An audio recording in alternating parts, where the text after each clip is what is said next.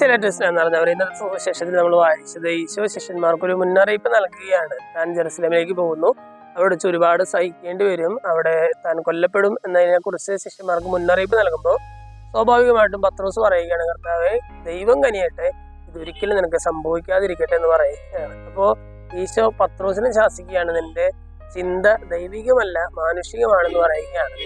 ദൈവികരായിട്ടുള്ള മനുഷ്യർ അല്ലെങ്കിൽ ദൈവത്തിന്റെ പിന്നാലെ നടക്കുന്ന മനുഷ്യര് ചുമ്മാ മനുഷ്യര് ചിന്തിക്കുന്ന പോലെ അവരുടെ ചിന്താഗതി മാനുഷികമാകരുത് എന്ന് കർത്താവ് ആഗ്രഹിക്കുകയാണ്.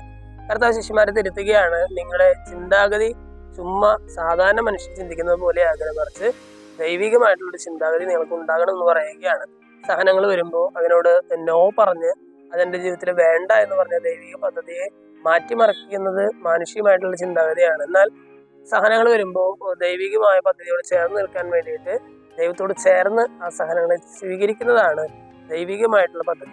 നമ്മൾ ഇന്നത്തെ സുവിശേഷമായി ചെയ്യുമ്പോൾ ദൈവം നമ്മളോട് പറയുന്നത് തന്നെയാണ്, എൻ്റെ ജീവിതത്തിലെ സഹനങ്ങൾ ഉണ്ടാകാം, ബുദ്ധിമുട്ടുകൾ ഉണ്ടാകാം, പക്ഷെ അതിന് പിന്നിലെല്ലാം ദൈവത്തിൻ്റെ ഒരു പദ്ധതിയുണ്ട്. ദൈവത്തോട് ചേർന്ന് നിന്ന് ആ സഹനങ്ങൾ ഏറ്റെടുക്കാനായിട്ട് നമുക്ക് സാധിക്കുന്നുണ്ട്.